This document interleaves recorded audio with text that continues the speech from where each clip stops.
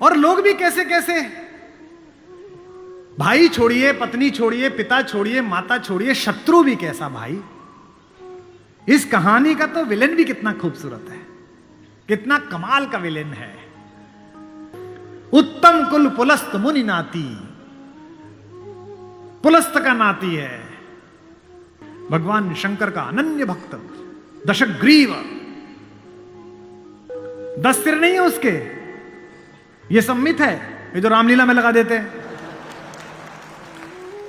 10 दिमागों के बराबर का आईक्यू है। जिसके ऊपर 10 सिरों की कृपा चलती हो, 10 काम एक साथ करता हो, 10 तरह से सोचता हो, उसका नाम दशानन है। 10 सिर वाला है वो। 9 ग्रह उसके चरणों में लेटे हुए हैं। शनि के ऊपर तो पैर रखे बैठा है।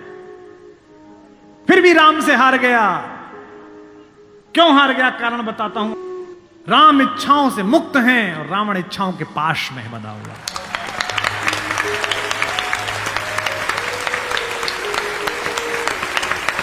फिर जागना कि रावण मनुष्यों पर राज्य करता है, राम मनुष्यता पर राज्य करते हैं।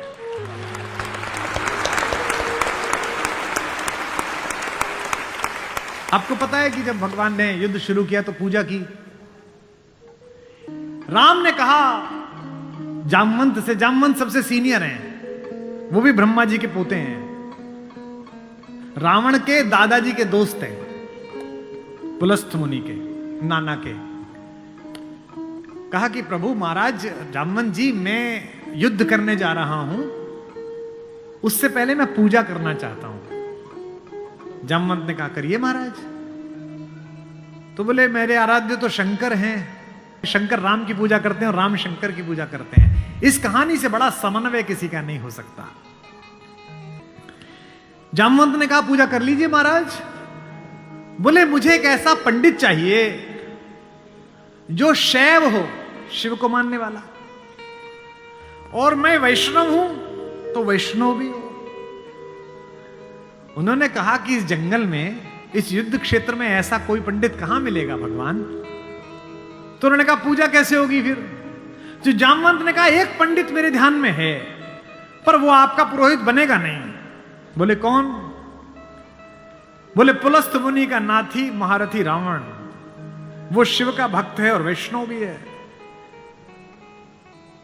उससे करा लीजिए। सोचिए जिसको हराने जा रहे हैं उससे पूजा। राम ने जामवंत से कहा कि महाराज पूछ के तो आइए, अगर महापंडित रावण आज्ञा दे दें इस यज्ञ के लिए तो मैं कर लूं। रावण को पता चला कि जामवंत बुलाने आए हैं। रावण ने अपने सैनिकों से कहा कि जैसे ही दादा जामवंत आए, कोई उनसे प्रश्न ना करे, उन्हें बस महल का मार्ग दिखा दे, हाथ जोड़ के सब चरण छुएं। जामवंत पहुंचे, रावण किले के द्वार पर चरण छूने आया। कहा कि पितामह मैं आपको प्रणाम करता हूं, मैं धन्य हुआ कि आप पधारे। जामवंत ने कहा कि मैं बहुत प्रसन्न हुआ तुम्हारी अतिथि सेवा देखकर। बिठाया, पूछा कैसे आए हैं। जामवंत ने कहा मैं एक इच्छा लेकर तुम्हारे पास आया हूं। एक मेरे साथ 2 जजमान हैं, वो एक यज्ञ करना चाहते हैं युद्ध शुरू करने के लिए। उन्हें एक ऐसे पंडित की आवश्यकता है जो शैव भी हो और वैष्णव भी। तुमसे अधिक गुणी व्यक्ति तो पृथ्वी पर नहीं है, क्या उनका पुरोहित बन सकोगे। क्या पूछा रावण ने, पहला क्या करैक्टर है, वाह। रावण ने कहा जहां तक मुझे सूचना है आपके दोनों यजमान अयोध्या के निर्वासित राजकुमार राम और लक्ष्मण तो नहीं है। जामवंत ने कहा हां दशशीष, वे ही दोनों हैं, क्या आप स्वीकार करेंगे। उसने हां ना नहीं करी। फिर बोला क्या उनके यज्ञ का उद्देश्य लंका विजय है। जामवंत ने कहा हां उनका यही उद्देश्य है, क्या आप स्वीकार करेंगे। उसने कहा मैं तो जिज्ञासा के लिए पूछ रहा था, अन्यथा द्वार पर आकर किसी पंडित से कोई यज्ञ के लिए कहे, अस्वीकार करना उसका धर्म ही नहीं है। मैं आपके साथ चलूंगा और उनका यज्ञ कराऊंगा।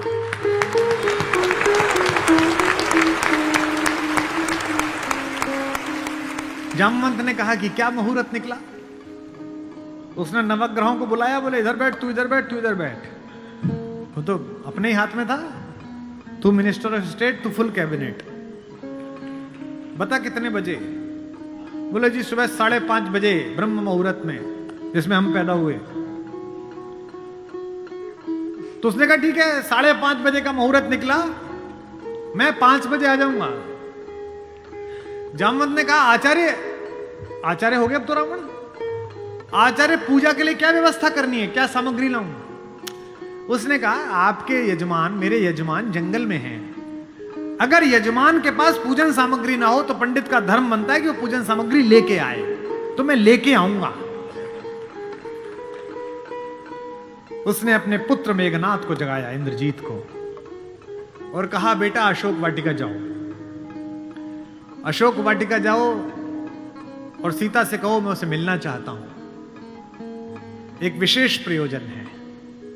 थोड़ी देर बाद खुद पहुंचा और कहा सीते, तुम्हारा पति राम लंका विजय का यज्ञ कर रहा है, उसके पास पुरोहित नहीं है, कल सुबह मैं उसका पुरोहित बनूंगा, लेकिन एक विवाहित व्यक्ति की पूजा अधूरी है अगर उसकी पत्नी उसके पार्श्व में ना बैठे। क्योंकि तुम उसकी पत्नी हो, तो सुबह ये इंद्रजीत रथ लेकर आएगा, तुम स्नान करके नया वस्त्र पहनकर इस रथ में बैठ जाना, क्योंकि मेरे यजमान की पूजा पूर्ण होनी चाहिए, मैं पूर्ण पूजा का पुरोहित नहीं हूं।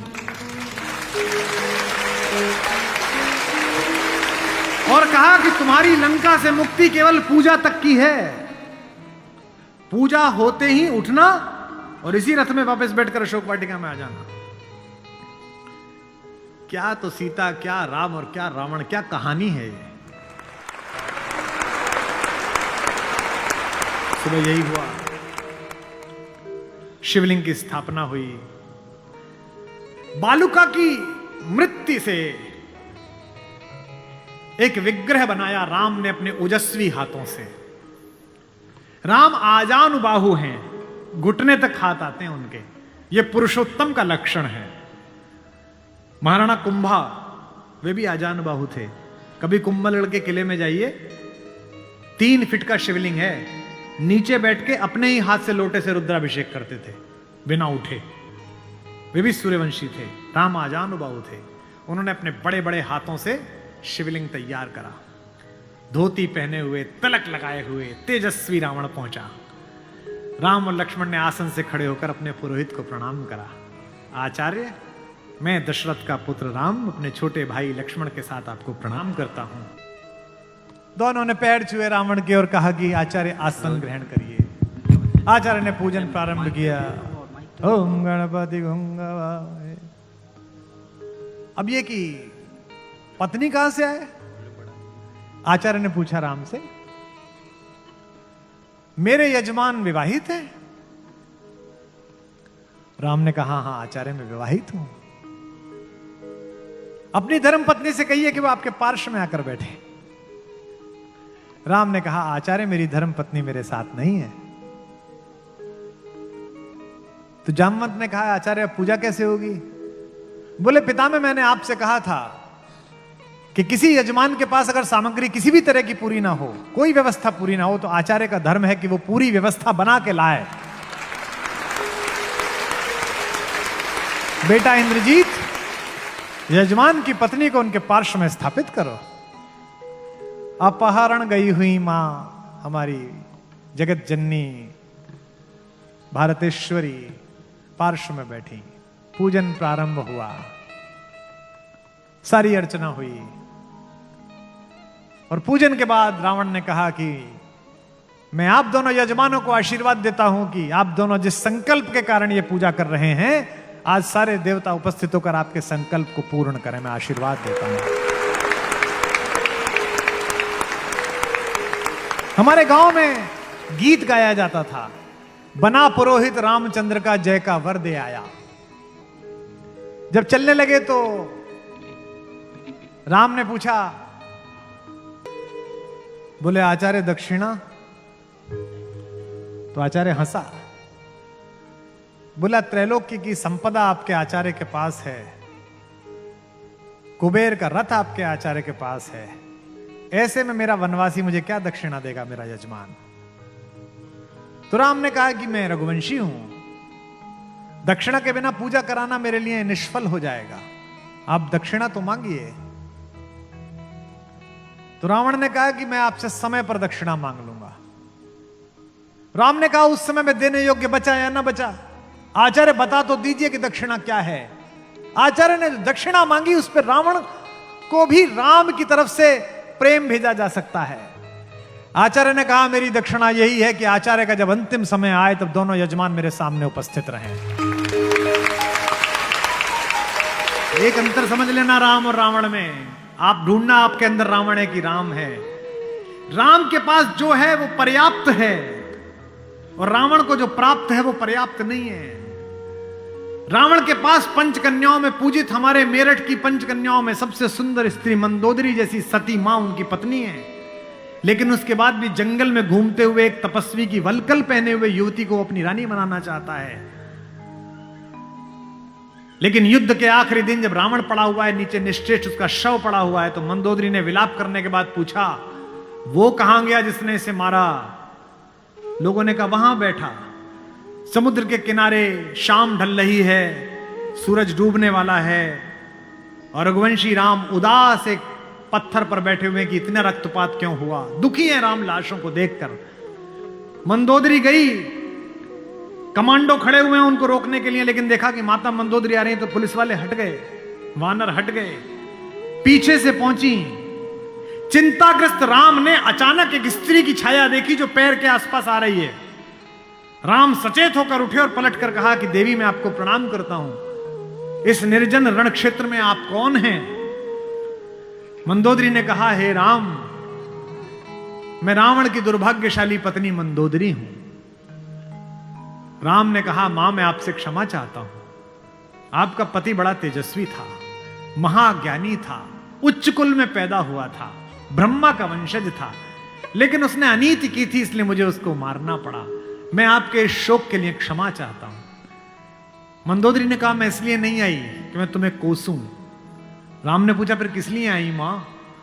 मंदोदरी ने कहा मैं देखने आई थी कि जिसने पूरी दुनिया पराजित कर दी, जिसने तेरे पूर्वज मानधाता तक को स्वर्ग में जाके चुनौती दे दी, जो कुबेर को कालर से पकड़ के नीचे ले आया, उस महापराक्रमी को हराया किसने?